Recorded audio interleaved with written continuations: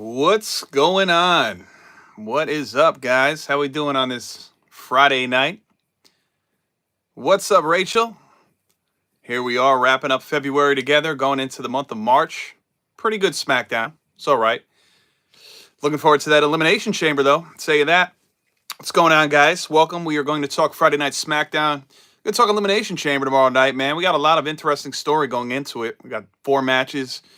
Men's women's chamber match. Tiffany Stratton and Trish Stratus is back in her hometown. And we got 2 Canadians going at it, man, and KO and Sami Zayn. You missed the whole thing, Miss J? Okay. Overall, all right show. All right show. Not great, not bad. So we'll discuss it. Hopefully Chamber will deliver tomorrow. Yeah, I know. They got us good tonight, man. They got us good, I'll tell you that. I love that segment with all the members of the men's chamber match, almost all the members, and they played John Cena's music. Fans erupted. I ran out the kitchen to go in the living room and watch, and who else was it but Logan Paul trolling all of us. That was pretty good. Whoever thought of that, that was a very good idea, and to have him do it of all people. Man, my son had a choir concert. Oh, hopefully it was a good time, Miss J. I'm sure it was. Sawyer, how we doing tonight, my friend? How we doing? Guys, welcome. If you're new here, hit that subscribe button. All right, subscribe here to Turnbuckle Topics. Talk all things pro wrestling, past, present. And again, subscribe here. Hit that like button when you make your way in here. Would love to hear what you guys got to say in the chat. Again, would love to talk Friday Night SmackDown, which we will discuss. I'm not going to do it as structured as usual because I do want to have it more of a open freelance type of deal tonight, talking about the chamber as well. But we will highlight some of the show. So again, be sure to hit that thumbs up. And again, subscribe to the channel if you are new here. Get started in a minute. Yeah, I know, Rachel, you did make mention earlier today you had a long day. So by all means, it is late. You got to be ready for the chamber tomorrow. Guys, wrestling fans, hit that subscribe button. We got a lot to discuss tonight and this weekend. Sharon, you're in the right place. Hit that subscribe button and look forward to having you here tonight and any other night I'm live in the daily content.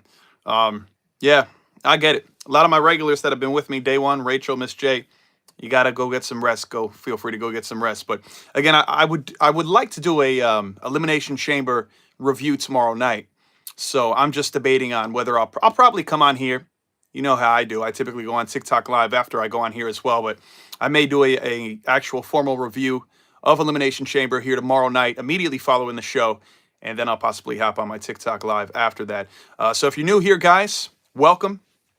My name is Pat. This is Turnbuckle Topics. All right. I regularly review WWE, AEW, some TNA now these days as well with that crossover with NXT. So if you love pro wrestling, I'm telling you right now, you're going to want to hit that subscribe button. All right. Hit that subscribe. I want to see you guys in the chat. What you guys think? What do you guys love? And so hit that thumbs up when you make your way in here. And I appreciate it. Nice, Robert. That's a good start. Henry, how we doing tonight? How we doing? All right, gang. We are going to start this review in just a moment's time here, and we're going to talk a little bit about, obviously, the show that a lot of us just saw. And if you did not see SmackDown tonight, I'll do my best to catch you up to speed on what we have going into Elimination Chamber in Toronto. I didn't even notice it's at a different arena tomorrow. I think tomorrow's the Rogers Center. Tonight was at a different spot. Gaming, what's up, my friend? Be sure to hit that subscribe button. Welcome. Nice to have a lot of new people. As much as I love seeing a lot of people that have been with me on this journey for a little bit, it's nice to see new wrestling fans in here. Who do you think is going to win the chamber? I'm leaning towards Bianca Belair still. As the weeks have progressed, man, I hate to say it, but as much as I want John Cena to win tomorrow night, I don't necessarily see that happening. And I'm not so sold on Punk anymore either, We don't think it's Priest. We don't think it's Paul collectively, right? I think most of us would agree. Could it be Rollins? Sure. Could we get Seth and Cody? But we've kind of been there, done that all throughout 2022, where Cody went up on Seth 3-0 when Cody returned to the company, right? WrestleMania 38, Backlash, Hell in a Cell, 3 in a row, right? 3 in a row. So I think there's a very good case to be made that Drew McIntyre could win this thing. Whether you guys like that or not, I mean, hey, a lot, and it's a very split crowd because a lot of people want to see Cena rightfully get this title opportunity. Whether you're a Cena fan or not, you kind of want to see him get to that big stage of WrestleMania with the opportunity to get a title off of Cody, nonetheless. Then obviously you have your demographic that absolutely loves CM Punk. There's no gray area with CM Punk. Same may be able to be said about Cena to a point too, but you either love him or hate him, right? And so a lot of people want to see CM Punk finally main event, and I get that. But if it's not Cena or Punk, I'm led to believe that the third person has got to be Drew McIntyre. That could easily win this because, you put Cena against Cody, and outside of Cody turning heel in the coming day or two, which I don't see Cody turning heel at this juncture, right? Typically, if it's Cena Cody, it's babyface. And not that you always need babyface versus heel, but a show like Mania, you kind of like to see that, right? You get Punk, you get that tweener, more babyface against Cody as well. I love that segment that him and Cody had tonight before Cody went out there to speak with Michael Cole. It was a very honest, real, upfront segment with Punk. Again, like him or not, you got to love what he has to deliver, right? I just love this stuff. So Drew McIntyre is a very convincing possibility because he's an outright flat out heel, right? Bar none. So I am intrigued from the standpoint that if it's not Cena and if it's not Punk, that we do go get Drew McIntyre, right? That will absolutely be a heel to the utmost because he feels like there's been a lot of unjust actions coming his way in the past years. And for a lot of reasons, I think a lot of people would side with him. A lot of people say he's been a crybaby and such, but he has some legitimate gripes dating back to 2020 when COVID happened and he won the Rumble a month or two prior and then had to beat Brock Lesnar in an empty gymnasium, basically, right? So he's probably been feeling some type of way since stemming back from 5+ years ago. But I think Cody and Drew would be a very intriguing matchup, again, regardless if Cody remains babyface or not, which I do think he will for now. So let me get to some comments here. Thank you, Miss J. Thank you. I know the hat is a different blue than the hoodie, but I had to break out this Bash at the Beach hat for the first time today. That was a nice truck, Rachel, that Cody was presented by The Rock at the end. Any advice on a person going through an embarrassing divorce? No advice for you, lover, but I wish you the best, my friend. If you're in the wrestling, be sure to hit that subscribe. Thanks for being here. Oh, we get to see Travis Scott tomorrow. Yeah, Nas, not my cup of tea, but hey, to each his own. I'm more of an old school cat, man. But some people love Travis Scott, so that's cool. Let's see, good show tonight. Yeah, see, you were a little bit more generous tonight, Nas. And, tonight I thought we got what we needed. I didn't think tonight was a crazy good show, but we did get some necessary bullet points going into tomorrow night. So tonight sufficed for me, right? I don't know, for some reason my heart still says Cena. Again, Rachel, my heart says Cena too, all day. But I think it's too easy for Cena to go and win tomorrow. Not saying the match would be easy, but it's almost like even if Cena would win the title or not at Mania, which I still don't think he'd beat Cody at this moment in time, I just don't think he gets that opportunity here. But we'll see. We'll see what's left for him. We'll be having a much different conversation perhaps this time tomorrow night, depending upon the outcomes. Sawyer says, John Cena, even if he wins the championship, he will have to drop it because he's retiring. Yeah, sure. But I don't think Cena cares whether he holds the title there, Sawyer, 1 day or 6 months. As long as he gets the number 17, I think that's all that matters. Baldy, what's up? Be sure to hit that subscribe if you're not already, man. Nas, I love Travis, but we don't need him to WWE. Sure. Yeah, I hear you, Nas. I hear you. Right. I think that's fair. Whether or not we're actually fans of him. I'd say the same for that guy, that country singer, or whatever he is, Hardy, that they want to bring up every year. Enough is enough, all right? Do I need to see him in the crowd every time we go to their town? Probably not. So, again, tonight was cool. They opened up with Trish Stratus. Again, I'm going to briefly run down SmackDown. I'm not going to go too in-depth as I always do. A very in-depth analysis if you know me. But I'm going to try to wrap this up in a relatively quick fashion for you guys. Save the energy for tomorrow night, right? So again, Trish Stratus opened it up in Toronto tonight. That was awesome to see. Long story short, talks about her 25-year anniversary, blah, blah, blah, blah, blah. Tiffany Stratton comes out. They're side by side and stuff. And then they're interrupted by Chelsea Green and Piper Niven. Now, shout out to Piper Niven. Again, I grew up in the late 80s, early 90s watching pro wrestling. And if you know, you saw Piper Niven come out in an outfit, none other than the Mountie. I said, that's fantastic. Chelsea Green, being from Canada, interrupting with the half U.S. outfit, half Canadian outfit. Again, she's from Canada, but she only claims the U.S., as she said in her promo. And, oh, by the way, she is a U.S. champion. It was just the perfect time. Chelsea did it, and Chelsea usually does a very good job on the mic, whether it's backstage, whatever.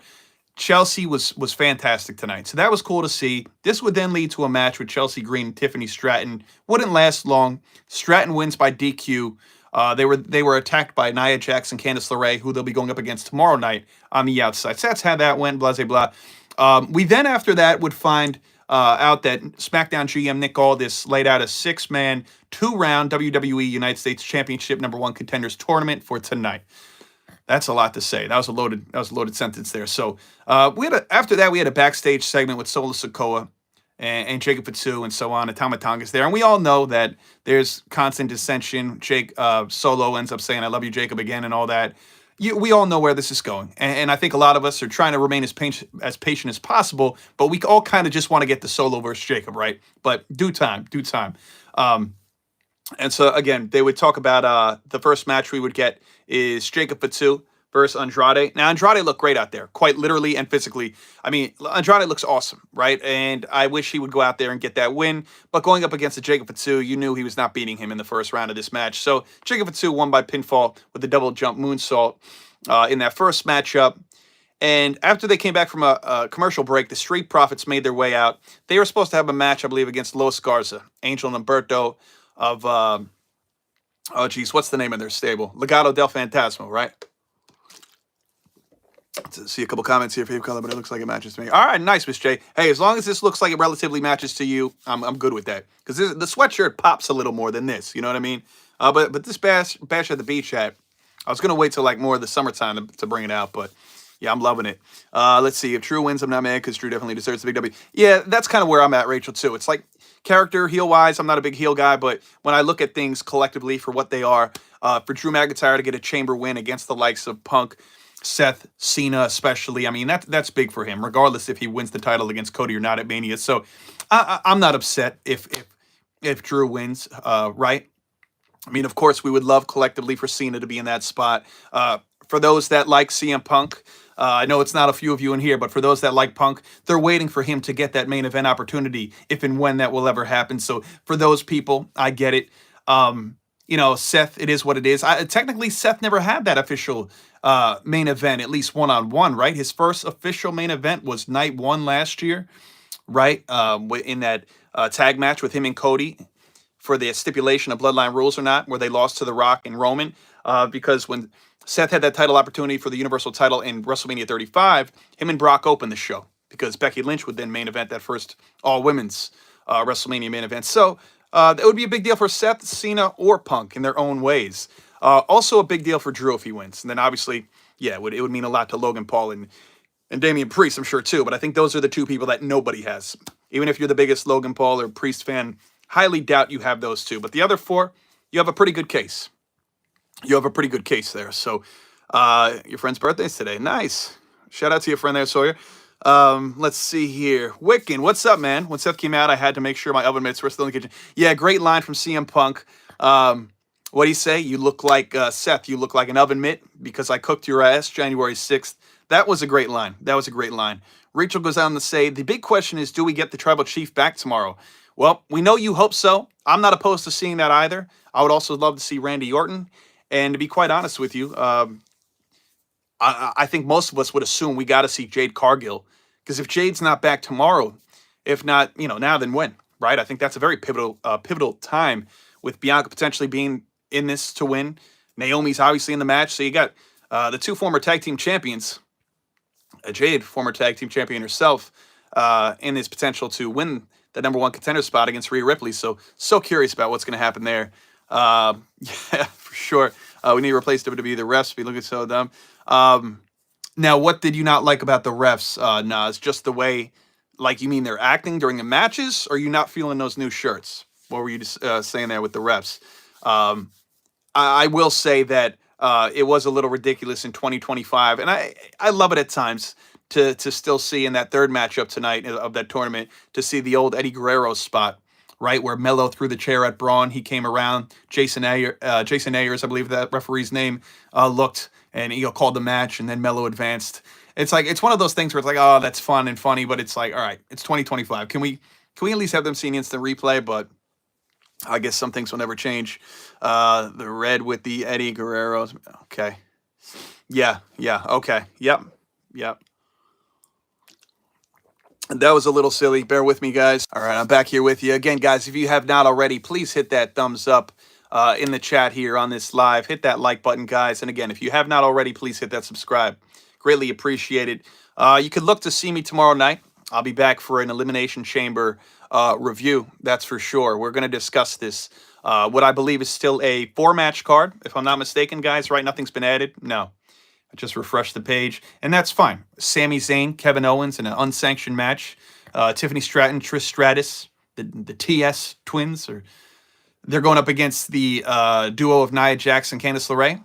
Women's Elimination Chamber, Liv Morgan, Bianca Belair, Alexa Bliss, Bayley, Naomi, Roxanne Perez, and then, of course, the fourth and final match, that men's Elimination Chamber, John Cena, CM Punk, Drew McIntyre, Logan Paul, Damian Priest, and Seth freaking Rollins, man. So, we got this tag team bit. Let me get to this as quick as possible. This was interrupted. I don't even think the bell rang. Did the bell even ring for Los Garza and the new Street Profits, the heel Profits? It was then interrupted by DIY. We saw the Motor City Machine Guns. Pretty Deadly were out there. Utter chaos ensued, and I'm led to believe that this looks like, at minimum, maybe a fatal 5-way tag team matchup. For the WWE Tag Team Championships at WrestleMania. I'm looking forward to it. I mean, I think we all collectively know that the Profits are going to get that victory. So I think that's a foregone conclusion. It's going to be fun, though. These are 5 very talented teams, regardless of what you think of them. And, if the Profits were not in this match, I would honestly give this match to the heels are, the Profits are turning heel, or are heels now, and Pretty Deadly have basically become babyface, right? Slowly but surely. So those two basically swapped roles. And if the Profits were not in this, I would have no problem with Pretty Deadly winning these tag team titles at WrestleMania. I'll be honest with you. I like Motor City Machine Guns a lot. DIY, I'm over it. I really am. They're 2-time tag champs. Congrats. I'm over that. To me, that ship has sailed. So I would like to see Motor City get another tag title run. I'm sure they will at some point in time this year. Regardless, I mean, really, I'd love to see Los Garza finally get it done. How many times have they been bumped over from Raw to SmackDown, vice versa, to NXT, even for a little bit last year again? So they're due for a tag title reign. But realistically, if the Profits were not in this match, we all know they're going to be next up for champs. Pretty Deadly would be a fun team to see have gold, because I don't think they've had tag gold since December of, was it December of 2022 when they dropped that NXT deadline? They dropped their NXT Tag Champs to Championship belts to the New Day, I believe. So it's been a minute. But it's been even longer for Los Garza. So again, would love to see them in the mix as well. Love to see a ladder match, says Rachel. For the tag belts, yeah, that would be fun. I mean, we got to see that last year, for both sets of the titles. So would that be cool? Absolutely. We saw that for I think they only did one member of each team, since they had to do it in the Thunderdome in WrestleMania 36, right? So I think, right, yeah, it was Miz and Morrison, the Usos, and New Day, or one other team. And but it was such a small quarters that it was only one member of each team, if you remember. And I think that's where Jimmy Uso may have got that injury. That, who knows? Now Jey Uso's where he's at now, 5 years later, because I think that's around the time Jimmy got injured, and Jay's career took off alongside Roman later that year. It's crazy. Anyway, I would personally rather see a ladder match with the U.S. title. I think that's a good place to put it this year. Again, I've mentioned it a few times this week. Andrade, you've seen a lot of the talent out there tonight in that U.S. qualifier tournament. Melo, Andrade, Santos. You want to throw Jacob Fatu in there? Sure. Or a Braun if you want to have bigger guys in there. Nakamura, LA Knight. I mean, the list goes on, and it has the potential to really steal the show, that U.S. title match, especially if it were to be a ladder match. So we'll see. We'll see how that goes. But after that tag team mayhem, again, I'm just going to cut in and out of segments. We got a lot of backstage moments with Cody Rhodes tonight and his decision, whether it was The Miz approaching him, CM Punk, Drew McIntyre, and so on. I'm not going to mention all 10 of those instances. It's not really necessary. We just saw kind of a different side of Cody, because it's not Cody saying, hey, no, I'm outright going to stick to who I've been for as long as I have been. It's Cody saying, oh, wow, this is a real legitimate debate I'm having with myself. Good versus evil, call it whatever you want, but he's not quite sure. He's been debating with himself for a whole week now, since last Friday. So we'll see how that goes. We'll find out tomorrow night when him and The Rock come face to face in Toronto. And again, this is where we got this big back and forth battle. It started off with Drew McIntyre coming out, cutting a promo, which then would lead to Damian Priest, CM Punk, Seth Rollins. Let's talk about the best part of it. There was a lot of great back and forth. Not going to go bit for bit, obviously, but what was good is we all thought John Cena was making his way out, and we all got played. It was Logan Paul. So Logan Paul came out.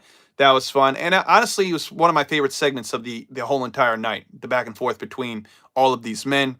I mean, realistically, I loved Damian Priest, but just Punk, Seth, and Drew going back and forth was enough to have me intrigued to just want to see a triple threat match between the three of them tomorrow. Honestly, but that was good. That was good.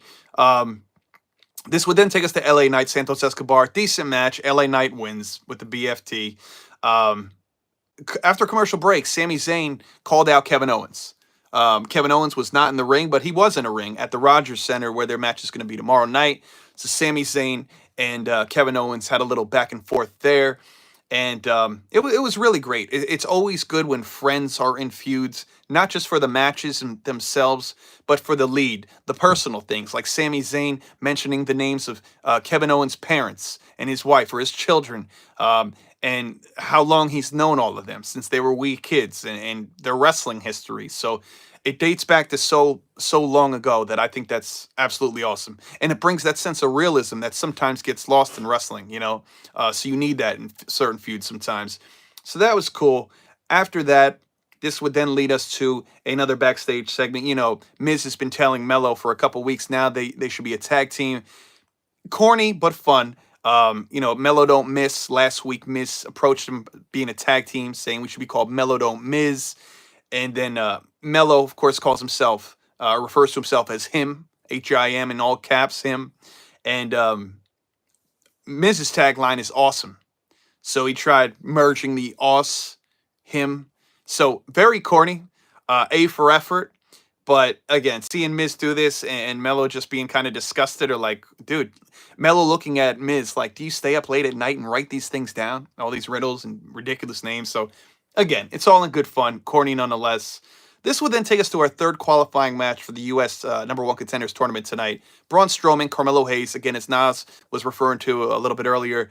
This ended abruptly. Carmelo Hayes won by disqualification because when the referee was not looking, Carmelo threw the steel chair at Braun. When Jason Ayers turned around, it looked like Braun had struck Mello, hence giving him the victory. And it was a crazy match because the Bloodline, or whatever they used to be, formerly known as the New Bloodline, Solo Sikoa, Tama Tonga, all them trying to interfere. And were interfering with Braun Strowman on the outside. And, Braun Strowman also got them back too, throwing them, tossing them into the ring post, throwing them over the commentary desk and stuff like that. However, he didn't get the win, which I think none of us thought he was going to advance, not because he's not capable, but we knew there was going to be some kind of funny business. And so this match was cut short, rightfully so. Rightfully so. This would then take us to a 6-woman tag team match, which I'm going to get to in a bit. I want to read a few comments here if there's anything I did not catch up to. Rachel says, R-Truth was so funny. Yeah, Truth was great being back there again. One of the many times we saw Cody Rhodes escorted, as I didn't mention at the top, but Cody Rhodes was escorted to the back. The Rock had him set up, living the life of luxury. If we thought Cody Rhodes was in the lap of luxury prior to last week, now with The Rock setting up everything for him, started off with a nice private room filled with wine and all kinds of food, a nice spread of food on a table today. Ended with him getting a new truck as well, personalized American Nightmare truck, nice red pickup. The Rock's doing everything to potentially get the soul. That's the offer, right? He wants Cody Rhodes' soul, not necessarily just the title. So we'll see what happens tomorrow night. Again, I don't think Cody goes for it. At least not yet. Not yet. Could I see Cody turning heel sometime later this year? Absolutely. I just don't think it's this weekend.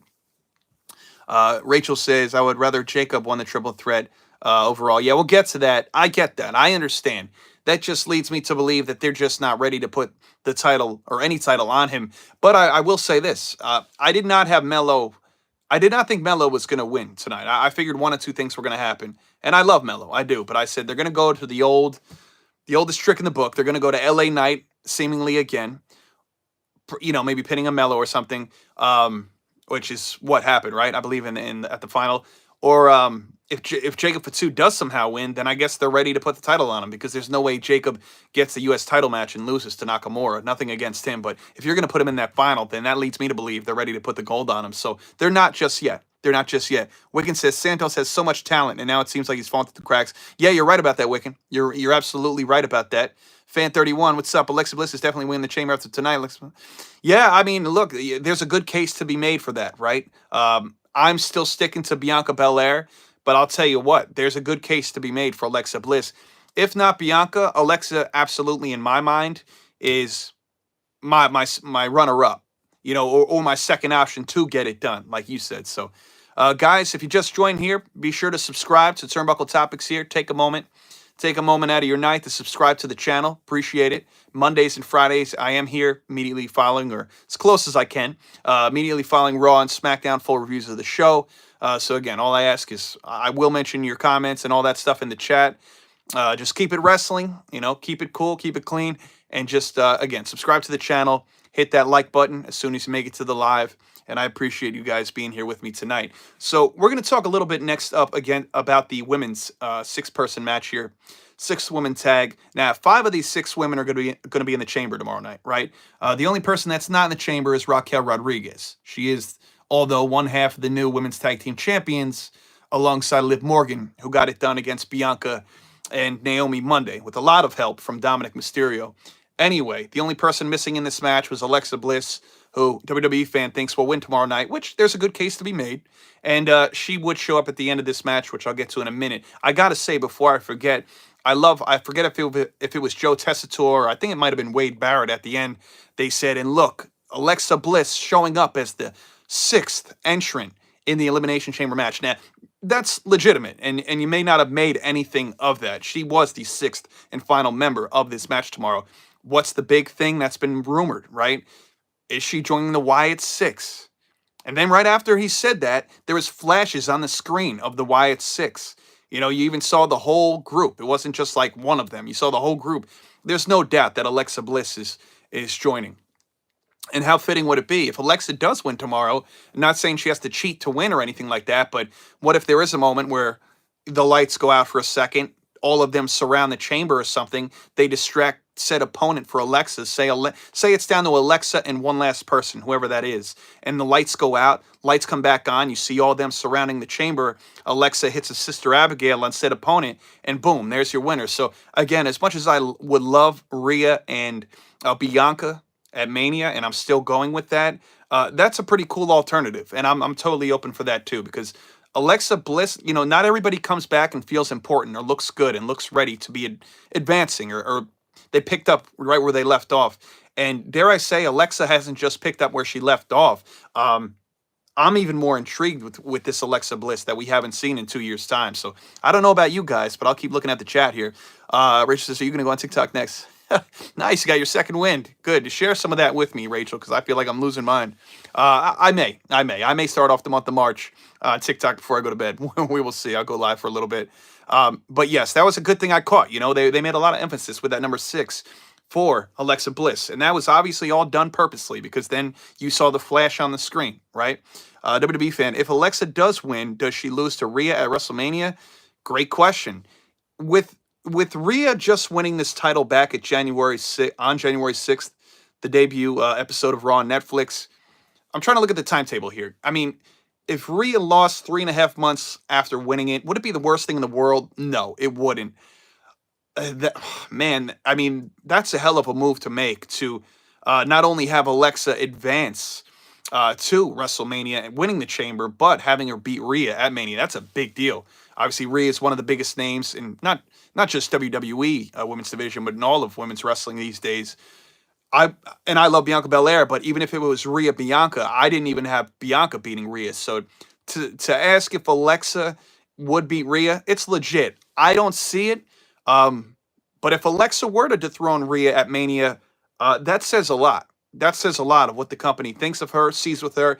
And I'll be honest with you, I wouldn't be opposed to it. I would get it. I would be shocked nonetheless, but I would understand, because the past month she's been back, the few times she's been on TV, whether it was a match against Candice LeRae 3 weeks ago, right after the Rumble, and the few other times, less is more with Alexa Bliss. keeping her important, making us wondering, will she join the Wyatt Six, which we know she will. Hey, man, I'm here for it. I don't see her winning gold just yet, at least not singles gold. Again, I did say the other day after Monday Night Raw when Liv and Raquel dethroned Bianca and Naomi, I could see a few months down the line, maybe SummerSlam at latest, probably before that, I could see Alexa Bliss and Nikki Cross getting reacquainted with the Wyatt Six. Remember, they're two-time tag champs, right? At least they could be the ones to eventually dethrone Liv and Raquel without question. And I think that'd be a great way to make the Wyatt Six significant again, to make Nikki Cross significant again, and to really get Alexa Bliss going with some gold for the first time in what, better part of 4 years. So that's where my head's at. Let's see if Alexa does. Okay, love to see Alexa win the belt at Mania. Yeah, I'm not opposed to that at all, Rachel. I think that'd be, especially at this stage of her career, right? Came to the main roster summer 2016. I can't even believe we're going on 9 years of her being on the main roster, because the Charlottes and Beckys of the world came to the main roster the year before that, right? In summer of 2015, where we had Team PCB with Paige, where we had the Bellas and Alicia Fox, where we had Team Bad with Sasha, Tamina, and Naomi. So it is pretty surreal that it's been that long. But again, Alexa has not lost a step at all. So let me wrap up this match here. Bayley, Bianca, Naomi versus Judgment Day, Liv and Raquel, and Roxanne Perez. Now, everybody looked pretty good out there. Collectively, pretty decent match. Everybody seemed to be having a good time, at least going into it. I don't know how the baby faces felt losing that match. Roxanne Perez would win by pinfall with the pop rocks on Bayley. Now, I assume Bayley was going to pin Roxanne tonight, leading me to believe that Roxanne will pin Bayley tomorrow. But who's to say she can't do it, back-to-back nights? I think she's more than capable. And so that's how that match ended. Post-match, Charlotte Flair cut a promo backstage on Tiffany Stratton, telling her the team with Trish is cute, but WrestleMania is coming. And that was pretty much that. So not a whole lot said, but that's all we got from the Queen Charlotte Flair. Oh, Wiccan. Yeah, I got to give Wiccan a shout-out, man. I don't know if Miss J's still in here, but Rachel was with me earlier in the night, Wednesday. Wiccan, thank you. Wiccan was a huge part, just like Rachel was early on, getting me all those likes, the tens and thousands of likes early in the live on TikTok on Wednesday. Spitting all over the place. Wiccan was going hard in the paint at 3 a.m., 4 a.m., and we surpassed 50,000 likes for the first time on TikTok Wednesday night, going into Thursday morning. That was great. I think we got to, what were we, just short of 55,000 likes. So thank you, Wiccan. You were crushing it, man. I hope you enjoyed the time with Brandon from Snaps and Straps LLC. He makes some amazing belts for many companies, namely TNA as of late. And having Ted DiBiase Jr. on, which was a very pleasant surprise at almost 3 a.m. for the better part of an hour, was a lot of fun too. So what an emotional roller coaster that was, from exhaustion to excitement to just the real talks we were having that didn't even involve wrestling, that got a lot of us, especially me, in our feels. So that was cool, and I applaud whoever was with us, stayed up at that late hour, the 12 to 15 people that were still rocking with us at almost 4 a.m. So it was an awesome time, but thank you. 53.5, okay. Yeah, so not bad. We definitely surpassed. That was a big deal. Yeah, that was the first time we went that late. That may have been the latest I've ever went, Rachel. I paid for it yesterday, believe me. Hence why I didn't do any lives on any platforms on Thursday. Needed a day to recover. I was even thinking about taking tonight off and just coming back strong tomorrow after Chamber, but here I am. It was a lot of fun, though. We had a good time. I like to think collectively. Definitely, it was an all-time late one. There's been a few times where, back in September or October, mainly when we would have the, bring a lot of people on, open forum, 5, 6, 7 people talking on TikTok lives, be up till 3, 4 a.m. a couple times, but this far surpassed anything. But amazing experience. But that said, let's jump to this. What was it? I think we were basically approaching the main event, and then we got the Cody Rhodes segment, and then we'll wrap things up here. So Carmelo Hayes, Samoan Werewolf, Jacob Fatu, LA Knight for this #1 contenders tournament for the United States Championship match. United States Championship go up against Shinsuke Nakamura. This was a pretty damn physical match, as we all knew it would be. Just with LA Knight and Melo, we knew it would be physical, but Jacob Fatu was in this match. I don't think I need to go into any further detail as to why it was. The way this wrapped up, LA Knight won by pinfall with a lateral press on Carmelo Hayes, again, becoming the #1 contender to Shinsuke Nakamura, the guy that dethroned him. How long has it been? just over 3 months ago at Survivor Series War Games back in late November. So I don't know. What do you guys think? Does LA Knight become a two-time United States champion? Let me know in the chat. Also, did they make mention of when this rematch is going to happen? Will it be on an episode of SmackDown? I'm assuming it's not going to be tomorrow night, but let me know. I hate to say it. I don't care. Yeah, either way, I think I made this pretty, you know, I was pretty vocal about this a week or two ago as well, about this whole LA Knight bit. Um, it's not that I dislike the guy. I'm good for him. I'm glad, getting organically over is not easy. The crowd loves you, but I'm just not really intrigued by any of this stuff, really. I wish they were going a different direction with the U.S. title, but we'll see. We'll see what happens. Did I say Ted DiBiase Jr.? Yes, Rachel. Yeah, Ted DiBiase Jr. was on with us Wednesday for about an hour. Cool time. Awesome time. I hope that, sometime later this year, he's more than welcome. I'd love to have him on again. Did anybody else get converted to being a Maple Leafs fan because of Trish?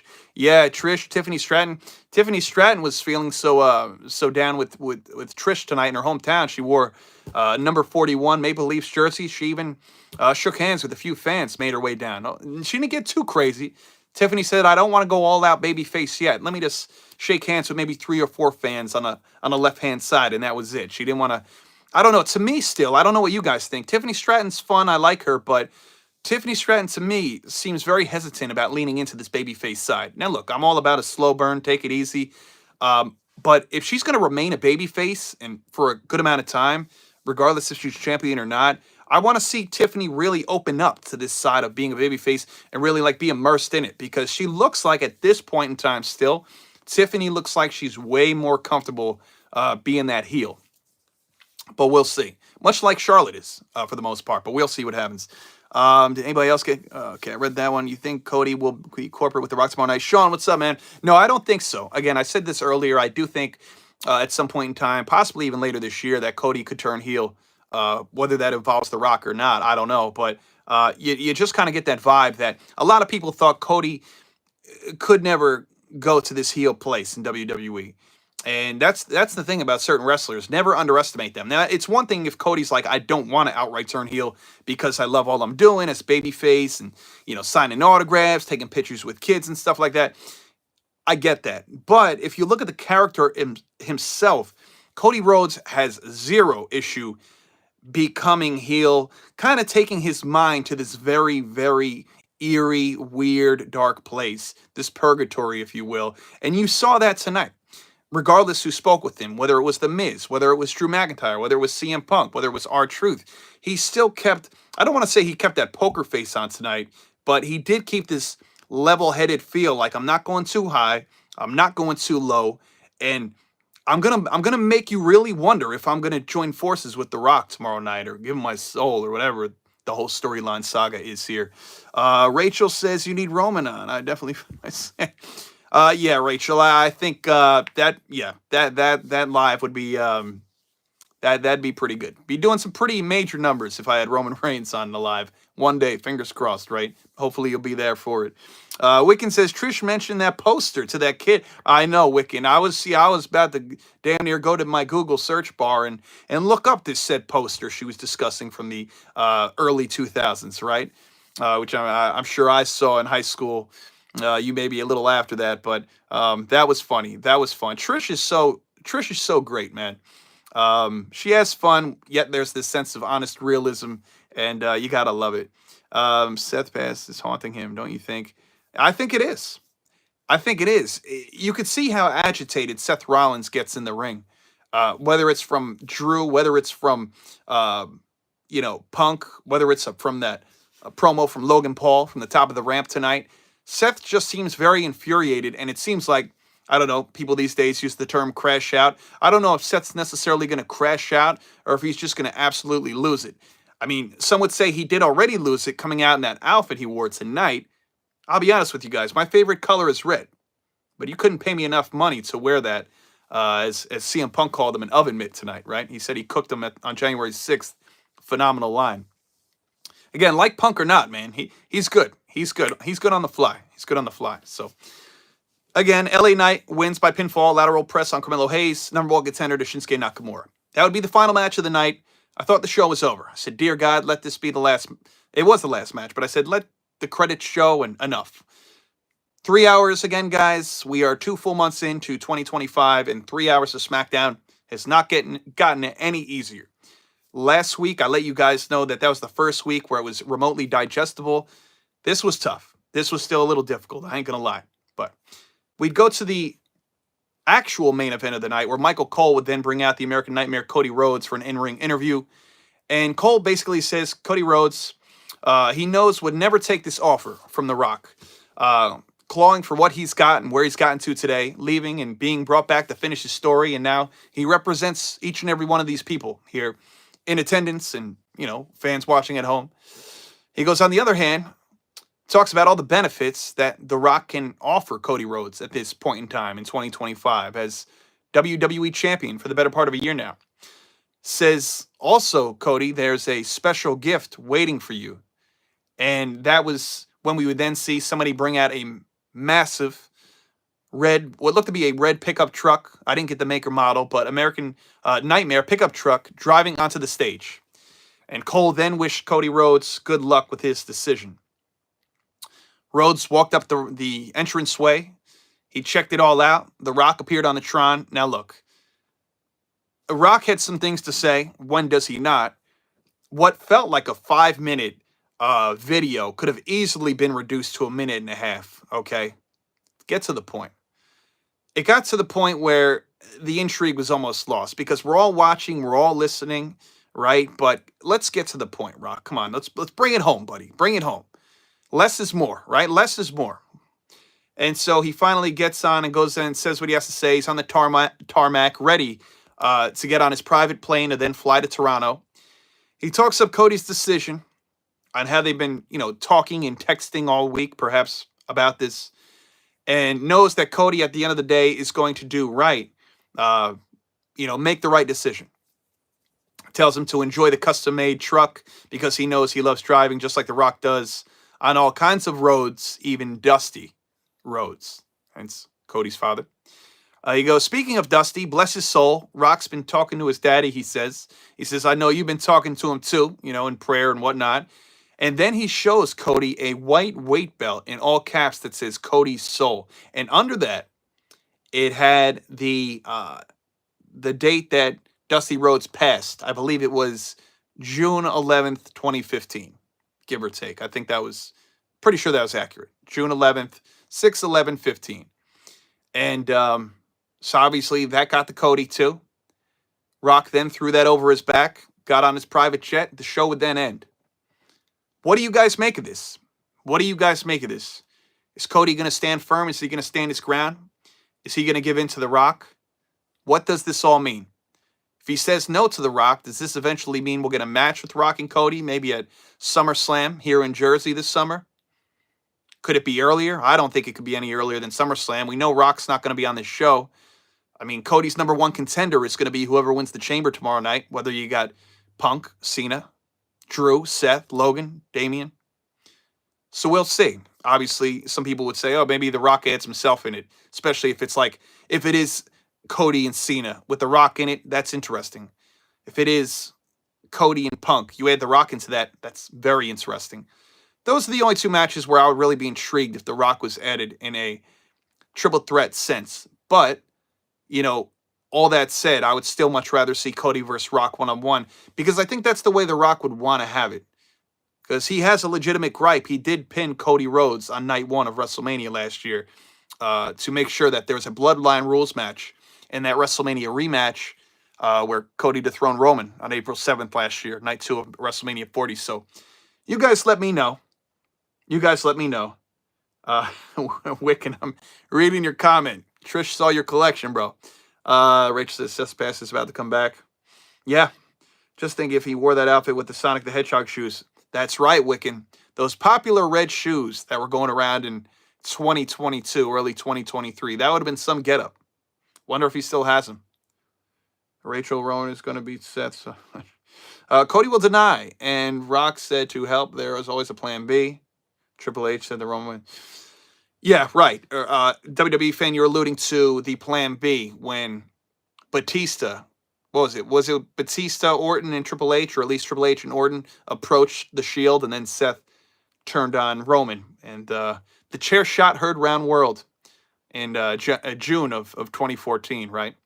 Leading to what would then be an epic heel run by Seth Rollins. Unfortunately, a year or so later, cut short due to a knee injury at a house show in, I believe, Ireland, when he was only WWE champ. I mean, he was WWE champ for a good amount of time by that point, but still in all, I think it was around month 6 or 7 when Seth went out with that injury and had to vacate his championship at fall of 2015. If you remember, that main event at Survivor Series was Roman and Dean, and Roman beat Dean, and then Sheamus cashed in his Money in the Bank, leading to Sheamus 515. Is that accurate, guys? I'm trying to think. I'm trying to remember. It's been 10 years. But that's how that went. Triple H and Orton. That's what I thought, Wiccan. With all due respect, I love Trish, but her being on this card instead of one of the women's mid-card titles or the women's... I hear you, Nas. Well, here's the reason why I don't have a problem with this. And I understand where you're coming from, but I also do have to say this. It goes a lot deeper than that because the lack of good story in the women's mid-card, US and IC titles, like, yeah, the title deserves to be defended on a PLE. I get it. But the lack of emphasis that they put on the women's intercontinental and US titles consistently last month or two has not been there. So those inconsistencies, based off the inconsistencies, it does not deserve to be on this card. And the other reason I'm okay with Trish tagging with the WWE Women's Champion is A, I think it's all in good fun. Something light before WrestleMania is going to pick up major after tomorrow night. And B, it is the 25-year anniversary of Trish Stratus in her hometown of Toronto. So for those reasons, I don't mind it. 25 years is a big deal. In her hometown, when in Rome, you know, am I going to lose sleep that Lyra Valkyria or Chelsea Green didn't defend their title? And I get it. It's more so about the title, not the champion.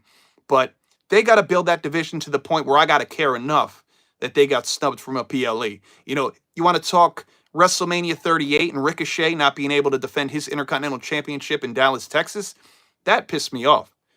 Because it's like, how do you have the workers' title, the Intercontinental Championship, defended on, I think, the WrestleMania SmackDown? They try to make it a big deal now, the Friday night SmackDown before WrestleMania weekend. It's like, dude, you got 2 nights of WrestleMania now for the last 5 years. There's no reason why a mid-card title, a big title like the IC title, should not be defended. Now, of course, once Gunther took it over a few months later, June of 22 or so, the Intercontinental title was elevated. Now, yes, Gunther's an amazing champion, but he was also booked accordingly. So those are the reasons I don't mind Trish Stratus having seemingly a nonsensical, fun tag team match after 25 years of a career in her hometown of Toronto. You know what I mean? Let's see here. Logan is so good. He is, Savi. I'll be honest, man. Like many, seen his music hit tonight, he pump faked me. I said, oh, that was good. That was good. Whoever thought of that, great job. Having Logan Paul come out to sing his music. And the fans were pissed. They were saying F you, Logan, or whatever. He was pissed. League of Nations. I remember that night he road kicked Roman. Yeah, League of Nations, yeah. Yeah, that was when the League of... Wasn't that right before the League of Nations got started? Or were they already a thing? I know they were definitely a thing in late 15 going into 16. But were they already a thing? Because I know Del Rio had just came back in 15 and stuff. I think he was even U.S. champion, right? A little bit there. I would understand your argument if this trust stuff was a good story. It's not either. I get what you're saying. It's just weird. I'm not losing any sleep either. It's just something that needs to be called that. Yeah, I mean, I think Nas, and you're basically in all my lives, which I greatly appreciate. But as I say on TikTok Live, here I say on YouTube Live, I mean, I think I've beaten it like a dead horse. I've been hammering it home for the last 2-3 weeks at least. The lack of emphasis on the women's mid-card titles, the U.S. title, the IC title, both brands against the same woman for the most part. You know, whether it's Mishin, whether it's Dakota, we finally have Ivy with Lyra, Chelsea. We'll see what happens there. But again, the coexist bit, you know, with the whole women's match tomorrow with Trish. Again, it's not a big deal to me. It's not a big deal. To be honest with you, if it was up to Triple H, he would have 3 matches tomorrow night and call it a show. You know, he wants to get the men's chamber in, the women's chamber in, and then get this Canadian feud of Sami Zayn and KO done. So realistically, looking at this card, if he could do 3 matches and justify that to the buying fan, the you know, who's buying tickets to this show, I think he would do that. But he's like, you know what? It's 25 years of Tiffany. I'm sorry, 25 years to Trish, rather. Sorry. In her hometown of Toronto. Let's do something fun. Team her up with the women's champion, and we'll go from there.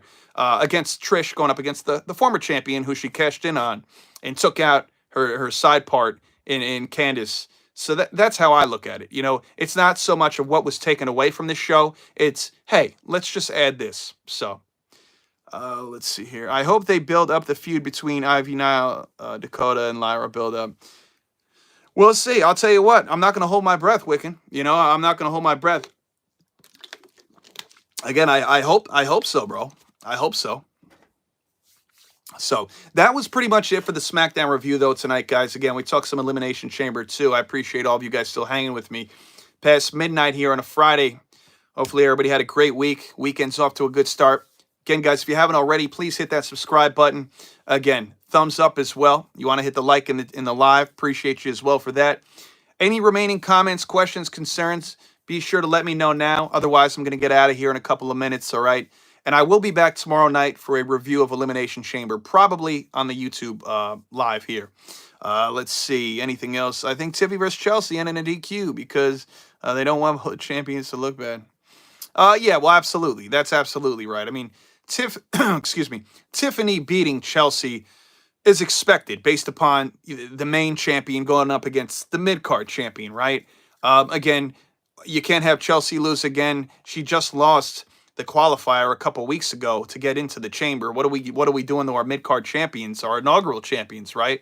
And you know, that being said, she's in Canada. She's from Canada. I forget what part. If it was from I forget if she's from Vancouver or wherever, British Columbia, but she's from Canada, so it's like it's cool. It's cool. That's the way. And the whole story is Nia and Candice versus, you know, Tiffany and Trish. So have them interrupt, cause more tension, building up whatever build there is into tomorrow night. Again, that's just a fun match to have on the card, like it or not. And so, yeah, there was no need for a decisive winner. Much like there was, you know, no need for a decisive winner with Mello and Braun. Again, that's just an old played out spot with the whole Eddie Guerrero chair toss, drop to the mat. But at the end of the day, it protects Braun from losing to Mello. I don't think Braun loses anything in the sense of if he lost to Mello, a much smaller but great wrestler. But it's a cool way to wrap up the match. Let's get it done with. There's interference from Solo, interference from Tama. They did that. Boom. Let's move forward, right? Let's move forward. Especially, what's his face had to go into another match anyway. Mello had to jump into another match with Jacob and LA Knight later in the night to find out the number one contender. So why exhaust things if you don't need to do so? And if you could save some time, you know what I mean? You could save some time with it. So, hey, that's that. Appreciate you guys rocking with me. Again, guys, I'm going to head out of here in a minute. If you haven't already, hit that thumbs up, hit the like and the live. Again, thank you for new subscribers here. We got a few during the stream, and I appreciate you being here with me. Nas says, if WWE wants to make a new star, they will have Roxanne win tomorrow and upset Rhea at Mania. Wow, you're going for the double whammy, Nas. You know, somebody said earlier they would like to see that with Alexa, have her win and potentially, or a what if Alexa won. Do you think they would put her over Rhea? That's a big deal. I mean, talk about instantaneously pushing her to the top. Do I see that? No. But would I be surprised completely? Not really, because yeah, they're making Roxanne look very powerful. I mean, having her pin Bayley tonight, she got a decisive victory. Now to have her go back-to-back nights and win this thing tomorrow, that would be huge. That'd be huge. I still think, you know, if you watched NXT this week, when Jordan Grace came out for a promo, it was then interrupted by Roxanne Perez. I thought she was completely done with NXT. I don't know if maybe they're thinking about having a final match for Roxanne, which I thought was going to be that Fatal 4-Way last week at Vengeance Day. Vengeance Day was it? When it was Roxanne, Julia, and the other two women involved. What was it? Cora Jade and Bayley. I thought that was Roxanne's last match in NXT. Maybe they're having Roxanne have one more match against Jordan Grace. Jordan may get revenge from Roxanne beating her back in June for that NXT title, successful title defense. So maybe Roxanne has one more match in NXT. Probably will suffer a loss to Jordan Grace. No sweat off her back, though. Outside of that, she's done a phenomenal job the last several weeks on the main roster, including being the Iron Woman, right? Being the Iron Woman in the Women's Rumble. So, but hey, man, look, I'm all for a nice swerve or the unexpected or the dark horse, right? You know, I said Alexa going into this, that would really be shocking. That would be something. And the same could be said for Roxanne. Again, I'm picking Bianca. I'm going with the favorite. Maybe a lot of people think that. just because Bianca Rhea is a match I've always wanted to see at Mania, like many others. I think now's a good time to do it, regardless, who wins. And so there we have it. Um, Brandon, dude, that was wild. The Rock was wild for that, bro. 6'11", 15", right? R.I.P. Dusty Rhodes. That was a wild thing to put under the Cody's soul thing on the weight belt. I agree. Does Charlotte interfere in the tag match? Wiccan, I don't think so. I don't think so. Could she? Sure, but I don't even think it's worth her time to do so. Now, am I totally eliminating that possibility? No, I'm not. Maybe they say, Charlotte, stay an extra night in Toronto. I don't know, man. I don't think it does anything either way because it's not like there's anything really riding on it outside of the fact for Trish Stratus, she wants to get a nice win at home again, representing 25 years, with WWE and such. But I mean, I don't want to say it doesn't mean anything to Tiffany, but yeah, it would really upset Trish, I'm sure, if that's how it went down. But we'll see, man. I'm not totally eliminating that possibility happening. I'm not eliminating that at all. The Rock is on a World of Warcraft side quest at this point. Yeah, Rock is really on one. He's been picking up all kinds of tips and hints, and regardless of what we think of his movies, he's definitely getting pretty cinematic, like it or not. I'm not saying it's all great, but he's definitely taking it somewhere else. You know what I mean? He's definitely taking it to another dimension. Don't be surprised if Drew McIntyre wins. Yeah, I think it was right before you got in here, Nas. I opened up the show here talking about that, and I think that makes the most sense from a definitive heel standpoint. A lot of us have Cena and Punk, but I think Cena may be heartbroken again, even though I've been leaning with Cena and Punk these last couple of weeks. Punk, I don't know, man. A lot of people want to see him finally get his main event opportunity, win, lose, or draw. But Drew would be a good choice. Drew would be a good choice, and I would not be upset with that at all. I was hoping Nia would have gone after Charlotte when she said she was the queen. Oh, that's interesting, Wiccan. It's an interesting, interesting get from that. Brandon goes on to say, I've also seen everywhere Drew has been the one in talks to win. Right. That's also been made apparent over the last 24, 48 hours, especially. I've even had people, texting me about, what do you think about that happening? I say, hey, if that's what they so choose to do, so be it. Cody Rhodes, Drew McIntyre, WrestleMania for the title. It does intrigue me. It does, right? Weren't they one-time tag champions early on in their careers together? So I'm here for it. Appreciate the thumbs up, guys, the likes, the new subscribers. Thank you. If you haven't already, you just got in here, subscribe, hit that like button. I'm going to head out soon. Still going to field any questions, comments, concerns on SmackDown, on Elimination Chamber tomorrow night, starting at 7 p.m. Eastern Time, the actual show itself. Let's see. I can't stand it really because Drew has been my fave to win, especially after this Rock angle. Okay. Interesting. Yeah, I'd be absolutely lying to any of you guys, which, I basically said the last month since the Rumble. My heart says Cena, but my head says Punk. But realistically, with all the emphasis made, especially by Punk lately, even to Cody tonight, I'm going to go out and win the Chamber. That's everybody should speak confidently, right? And I'll see you at Mania. I'm kind of led to believe that, they may both come up short again. Cena's final Mania doesn't go after that title. Punk, yet again, not in the main event. And a guy like Drew McIntyre in a title match, again, like he was last year. If he does beat Cody, which I don't know, that's another conversation.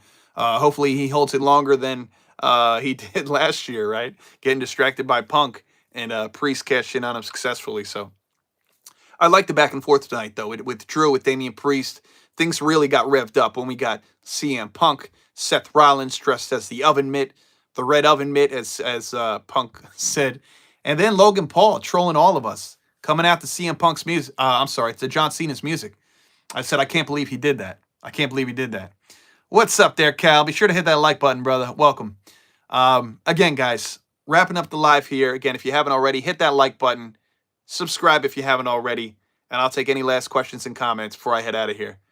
We're all waiting for that favor, Wiccan. Right. Not all hope is lost for Punk if he loses the match tomorrow night, right? For those that like Punk or want to see him in the main event, not all hope is lost if he loses, because he's still got a favor from Heyman. What could that mean? What does that imply? We don't know, but I'll tell you what, it's got most of our attention. I'd be led to believe it's got my attention. That Logan troll was the greatest middle finger in WWE history. I'll tell you what, Brandon, it's been a very, very long time.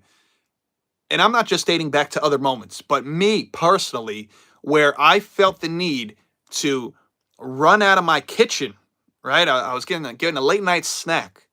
I ran out of my kitchen to my living room. I almost tripped. And just to get in there and see Logan Paul pop out. And you know what? Like you said, I couldn't even be mad about it. I wasn't even mad about it. I shook it off. I said, that guy's good. I said, whoever came up with that tonight, that was great. That segment was already going phenomenal with the other four men going back and forth. The Drew, the Priest, the Punk, the Seth. But Logan coming out and doing that, man, that was good. That was good stuff. That was good stuff. Yeah, I think a lot of us thought it was John. Just at a spur of the moment. Just like a lot of us, for some reason, I don't know why. I was there at WrestleMania 40 last year, night two. I don't know why any of us thought that. We damn well knew John Moxley, formerly known as Dean Ambrose, has been signed to that company, AEW, for many years now. But when we all heard the Shield music last year, during the Bloodline Rules match, we suddenly thought Dean Ambrose was going to come out and help Roman, right? And then it was like, oh, of course it's Seth. Of course it's Seth. That's, within the last year especially, that's the last time I had like a duh moment. But how would we have known this? I mean, why wouldn't we think this is John Cena? That was a little different, but I'm just basing it off of the fact of hearing theme music, thinking it's a certain individual, and then it's someone else. That was just us getting carried away last year, thinking it's Ambrose returning at Mania for some reason, knowing he's damn well contractually obligated. And Tony Khan was like, yeah, go to the main event of the Cody Rhodes match. I'll allow that, please. Let's see here. Let's see here. Then I saw Logan and I immediately screamed. Yeah, it was so well done, Brandon. So well done, man. So well done. Yeah, he got me too, Nas. As I said, man, he got a lot of us. Here's the thing. I don't care if you guys like Logan Paul or not. You don't see me wearing Logan Paul merch on these lives, right? So I think we're all in agreement. But again, you got to appreciate a good heel when they do good work. You got to appreciate, big or small, what the Gunthers do, or the Logan Pauls can do, recent history, or for those that just outright don't like Punk, whether you think he's a face or a heel. And you got to appreciate certain things people bring to the table, because honestly, it's what helps the product collectively, whether you like it or not. And not everything good is just done in the ring during a match, right? So it's moments like that where you got to be like, all right, that's good TV. You're not always going to be in favor of it, right, or a fan of it, because it may be going up against your guy or your girl. But I mean, let's call it what it is. Nas says, remember when KO came out as Stone Cold? Yes, he came out with that damn that bald head, like you'd see at the Halloween shops and stuff, man. Spirit Halloween. Yeah, 3 years ago, leading to their feud at WrestleMania 38, man. That was ridiculous. Did they come out with an action figure with the bald head? I think was even better than when The Miz came out as The Rock. Yeah, that was a good one. That was a good one too. It's the first time I have stood up and applauded a fake appearance in a long time. Yeah, that was good stuff, what was done tonight, Brandon. You got to give, again, man, you got to give people their props, surely based upon our reactions. You can't that happen and get mad about it. Like, okay, I wanted to see Cena too, right? Would have been cool. But when something like that happens in pro wrestling, you got to think back to when you first became a fan. And I don't know about you guys, but it's stuff like that collectively to me that's like, it's things like that made me a fan. You know what I mean? And that's why some of us have a hard time explaining why we like pro wrestling to some random in the chat or on the street or somebody you go to school with or work with. And it's really hard to like always mix in the intangibles of why or define why you like pro wrestling or what got you into it. But that's one of the many reasons somebody like me likes it. Calvin said he's not having the Logan Paul business, so he's over there doing the yeet. Let's see. Nobody WWE, let alone wrestling, is on the level Logan is on right now as far as what he's doing. You can get amnesia patients forever yet. Remember when AJ Lee came out like Nikki Bella? Vaguely. I would have to go back and watch that. I'm pretty sure it must be true, but I really don't remember that instance specifically. It was when Shawn Michaels was in Canada and Bret Hart's music hit. Oh, pure heat. Yeah, absolutely. Yeah, that wasn't even like, I'm not saying it from my stance, but that wasn't even a laughing matter to them in Canada. Speaking, they're in Toronto tonight, but talking about a Canadian moment there. Shawn Michaels, I can't believe the things they got away with then. Like when Shawn Michaels would pretend to, well, not pretend, but would literally put the Canadian flag and was wiping his you-know-what with it between his legs, or would stand in the ring and stick the Canadian flag in his nose. Which Shawn Michaels was doing the better part of 30 years ago. I mean, he was wild, man. He did some wild stuff. So that was insane, man. That was insane. But hey, what are you gonna do? What are you gonna do? Again, overall, I enjoyed the show collectively. Still, SmackDown, I think we all could agree after 2 full months, SmackDown still has no business being 3 hours, right? All that said, it still has no business being 3 hours. That's why you get a multi-man match, basically tournament tonight for number one contender for the U.S. title. They're like, oh, we could really. They're like, you guys could all pull double duty tonight. They're like, get out there, mellow out there for 2 matches and L.A. Knight and obviously, who else? Jacob for two. And so they had enough time to stretch everything out, but they made it work. And tonight, I didn't dread tonight's show. It was good. I think a lot of that, I was willing to give a lot of stuff tonight, benefit of the doubt, based off the sheer fact that we have Elimination Chamber tomorrow night. So, like, a lot of the talent from Monday Night Raw was in the area for SmackDown tonight, hence as to why we basically got all the men and women for the Chamber on the show. So that's what makes it exciting, too. Everybody's in Toronto ready to make moves tomorrow night. So I'm excited for it. Brandon says, I am honestly surprised with LA coming out practically clean. I got to say the same. I am too. I had no doubt that he was probably going to win this whole thing from Jump Street. I said, realistically, the only other person I saw maybe winning, if they were willing to go the non-LA Knight route, was Jacob Fatu. And I said, look, if Jacob Fatu wins this, that must mean they've seen enough in the best way possible. Like, that they may even bypass the Solo Sikoa feud in weeks, and we're like, we're just gonna bypass everything. Forget LA Knight getting the title back. Let's just put this damn US title on one Jacob Fatu going into Mania, heavily into Mania season and stuff like that. So I don't know, man. I don't know, but guys, I appreciate you joining me here. I am going to wrap this up in a minute. I know I've been saying that for a while. Comments have been coming in pretty good here. A lot of good things to reply to here. But again, this was my SmackDown review for February 28th, 2025. And as we wrap up here, at least on my end, it's already March 1st. And that means it's time for the Elimination Chamber. So I hope to see all of you back here tomorrow night, immediately following the Elimination Chamber PLE. And we're going to talk about all 4 matches, the men's and women's chamber, the women's tag team match, and of course, Kevin Owens and Sami Zayn having their another heated battle for the 50th time, in or out of WWE. But I think we're all here for it because those two always bring it. Brandon says, time to give this man the belt and have him beat the hell out of everyone for 2 years. Yeah, Jacob Fatu, absolutely. Absolutely, I agree. You can't just pluck the title right off Gunther or Cody at this moment, but in the meantime, have that man just absolutely decimate the mid-card on SmackDown while Braun does the same on Raw. And those two will eventually collide. I kind of like that theory too, right? Yeah, Cal, I hear you, man. I think I made that point very clear last week when you were here as well. I too am getting tired of LA Knight. I appreciate for his sake the fact that he's over as he is, but LA Knight, I'm definitely tired. I will be on tomorrow following the show, Cal. November 21st, 2014, AJ dresses Nikki. Ah, nice, WWE fan. Thank you for dropping that date in there. Guys, hit that like button. Making my way out of here in a minute. I can't wait to see KO beat the heck out of Sami Zayn. I know, Cal. I know. You remind me at least once a week how much you love KO. And look, KO's great, man. I think Rock and Cody segment goes 30 minutes. Yeah, well, Brandon, that's just The Rock talking. Yeah, that's 30 minutes for The Rock talking, not to mention the 5 minutes Cody will talk. Yeah, I'm sure. And you know what's funny? If you really think about it, dude, and I've been wondering for the last week or two, I'm like, they're only putting 4 matches on this card. Not to say it needs 5 or 6, but I was like, they could easily squeak a 5th match on here. Whatever you want to do, whatever. Even like Nas said early, maybe a women's mid card, even though the story hasn't been that great on either Raw or SmackDown. All right, whatever that 5th match is, you name it. But then you bring up a good point like this, and The Rock is on this show, and they have the storyline with Cody. Now, we know that's going to take up time regardless. But, I mean, my God, the way The Rock has been talking in 2025, the lengths he's going while saying not much, when basically we say the thing like this could have been an email, right? And that's basically what it is with The Rock. What turns out to be 10 or 15 minutes could be said in 4 or 5 if you would just get to the damn point.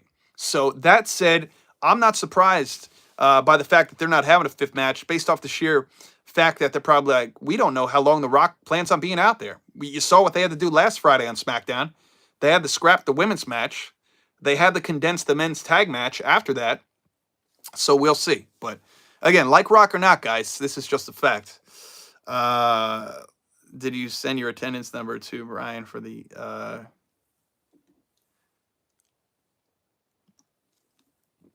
Wiccan? I didn't even see that. You referring to Brian Clark? That's what he usually does for the attendance giveaway. And you know what's funny that you said that, Wiccan? I randomly, and I usually never hear it unless I'm really looking for it.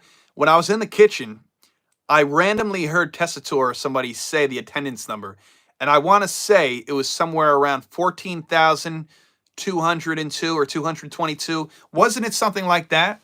And is that usually the contest that Clark runs? That's pretty cool. Yeah, I was on his live earlier this week, but I forgot that he runs those contests over there. Let's see. What does Cody Rhodes have to say? We'll see, man. First, The Rock's going to allow Cody to talk. You know, The Rock likes to talk so damn much. I don't know if he's going to allow him to get a word in edgewise. Brandon says, I do hope KO goes over tomorrow. Him being set up for Randy doesn't need to see him get beat. Okay, fair enough. Fair enough. All right, gang. Well, look. All right. This time I'm for real. It's been a great hour plus with you guys. Thank you, ladies and gentlemen, for joining me on this SmackDown review. I'll be here tomorrow night. A little earlier than this, but immediately following Elimination Chamber Toronto, and we have plenty to discuss. So I thank you again. If you have not already, hit that like button before I get out of here. Hit that thumbs up, guys. Hit that subscribe button to the Turnbuckle Topics channel. Hit the subscribe here. I'm also on TikTok, Instagram, X, and Facebook at Turnbuckle TOPIX. Same handle for all platforms. Let me read this final message. Brandon says, Rock takes 10 minutes to get to the ring. Rock talks about his Terramana. Yep. And then all the products he sells at Target too, right? Yep. Very, very funny. All right, guys. Thank you as always. Look, enjoy Elimination Chamber. All right. Enjoy the show. And I hope to see each and every one of you back here tomorrow, immediately following Elimination Chamber, to discuss, the two potential main events for Mania and everything else we got going on.